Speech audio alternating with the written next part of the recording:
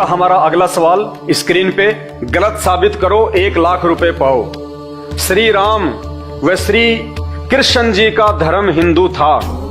जी हां, यदि आप ये साबित कर देते हैं कि श्री राम और श्री कृष्ण जी का हिंदू धर्म था, या उनका जन्म हिंदू धर्म में हुआ था, या उनके माता पिता हिंदू थे, या उनके पूर्वज हिंदू थे, तो आप 1 लाख रुपए घर बैठे प्राप्त कर सकते हैं।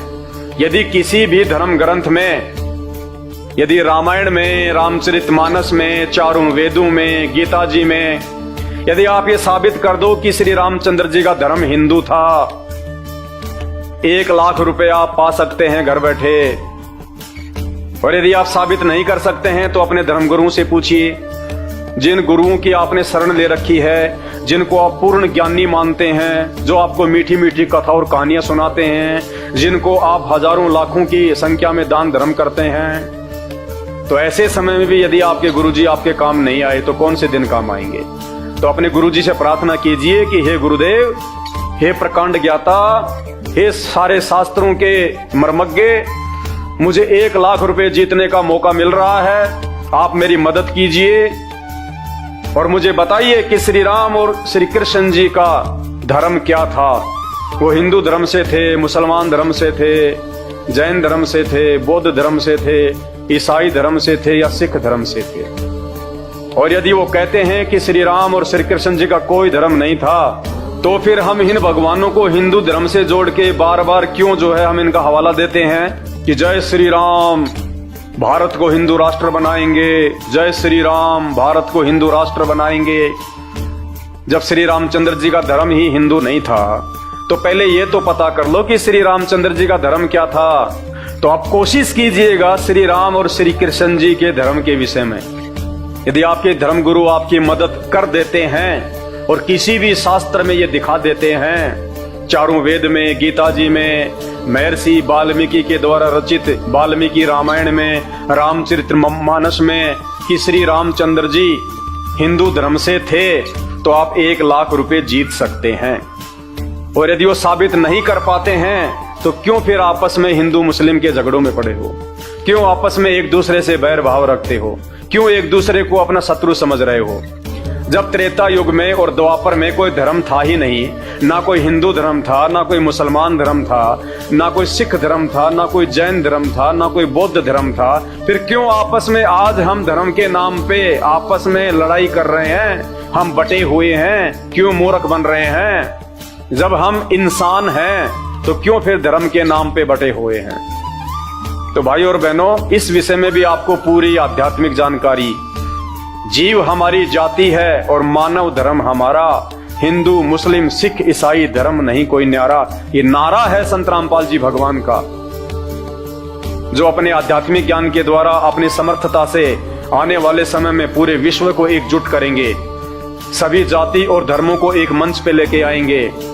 उसके बाद ना कोई धर्म रहेगा, ना कोई जाति रहेगी।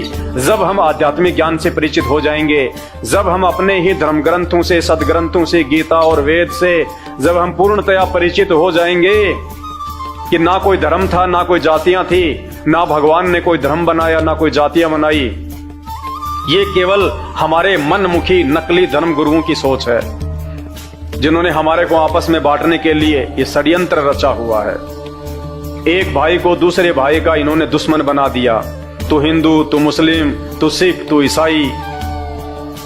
तो भाई और बहनों, जब तक आप संत रामपाल जी के YouTube पे जाके सत्संग सुनना शुरू नहीं करेंगे, और विशेषकर सृष्टि रचना YouTube पे जाके सर्च करें, सृष्टि रचना संत रामपाल जी भगवान, आपको पता चलेगा ना कोई जातियां थी, ना कोई धर्म था। और आने वाले समय में संत रामपाल जी के सानिध्य में इस पूरे विश्व में ना कोई जातियां रहेंगी, ना कोई धर्म रहेगा, केवल एक मानव धर्म होगा।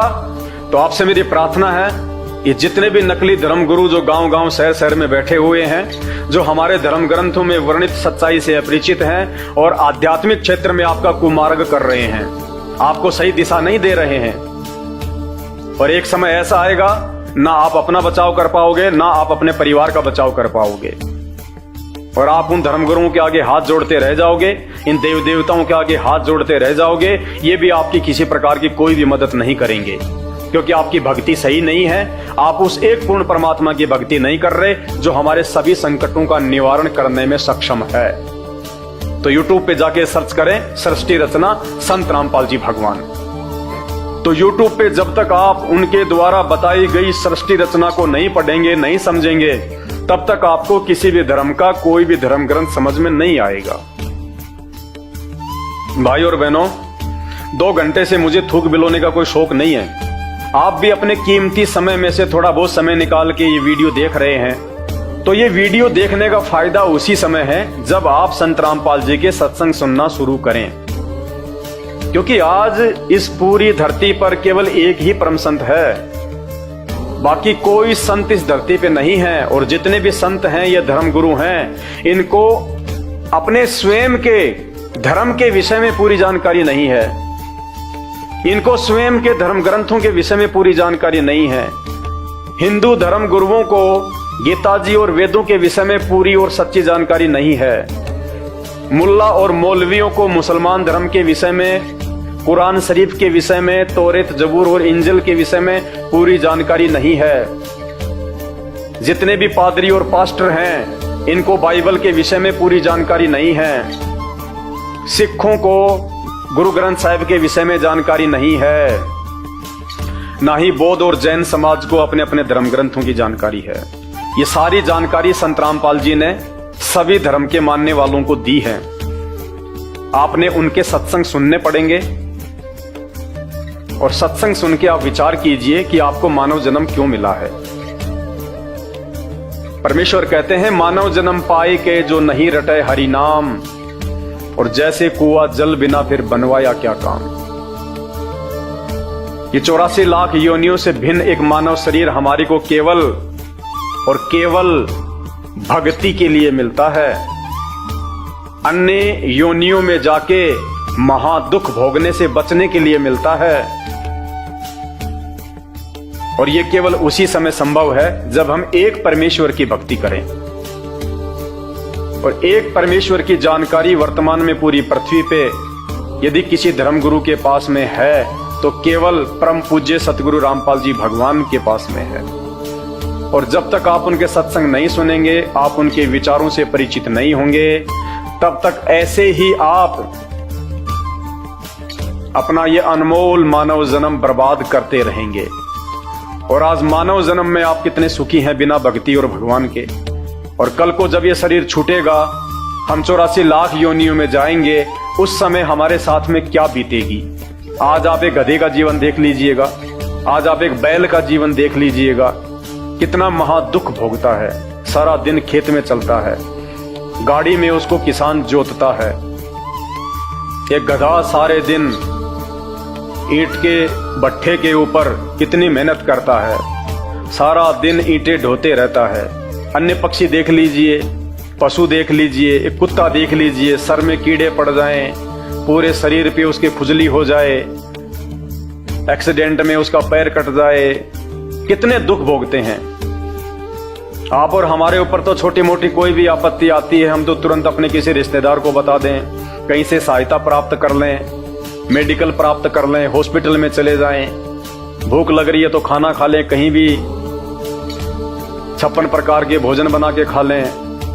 और कल को जब भक्ति सही नहीं करेंगे, और ये तो विधान है परमात्मा का, ये मोटे मोटे ग्रंथ भगवान ने कोई ऐसे थोड़े ना लिखवाए, मजाक में थोड़े लिखवाए। चारों वेद और ये गीता जी, ये पुराण, इनमें भक्ति और भगवान के विषय में जानकारी है। इस मानव शरीर से हमें क्या करना चाहिए उसकी जानकारी है।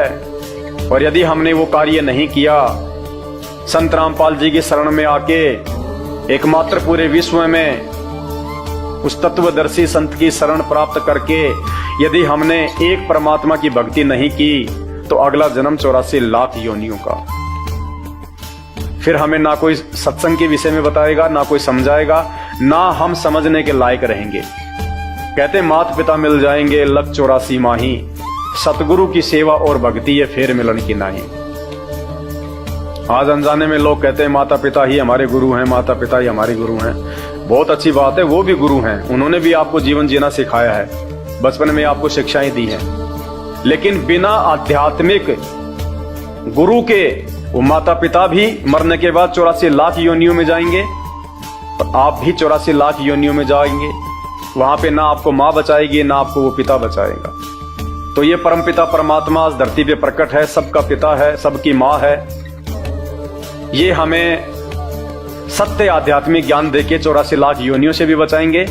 और इस शरीर में रहते सहते यदि हमारे ऊपर कोई संकट आना होगा, कोई परेशानी या कोई दुख आना होगा, हमारे कोई प्रारब्ध का, हमारे कोई पूर्व जन्मों के कुकर्मों का, उसको भी संत रामपाल जी अपनी भक्ति से काटने में समर्थ हैं। आपके ऊपर वो कष्ट नहीं आने देंगे यदि आप उनकी मर्यादा में रह के भक्ति करेंगे। तो मेरी केवल आपसे विनती है, आपसे प्रार्थना है, मैं आपको केवल समझा ही सकता हूं, बता ही सकता हूं, जानकारी ही दे सकता हूं। बाकी प्यास आपको होनी चाहिए, भूख आपको होनी चाहिए, तभी आप उस चीज को प्राप्त जो है वो कर पाएंगे। तो आज के वीडियो में केवल इतना ही। आगे फिर परमपिता परमेश्वर के आशीर्वाद से आप सभी भाई बहनों के मार्गदर्शन के लिए वीडियो आते रहेंगे। अभी तक यदि आपने हमारे Facebook page Pawan Das is live को फॉलो नहीं किया है तो आप जी फॉलो करें, वीडियो को शेयर करें, ताकि यह जानकारी अन्य भगत भाई बहनों तक भी पहुंचे जो अभी उन अज्ञानी और नकली धर्म गुरुओं के चक्कर में अपने मानव जीवन को बर्बाद कर रहे हैं। बंदी छोड़ सतगुरु रामपाल जी भगवान की जय हो।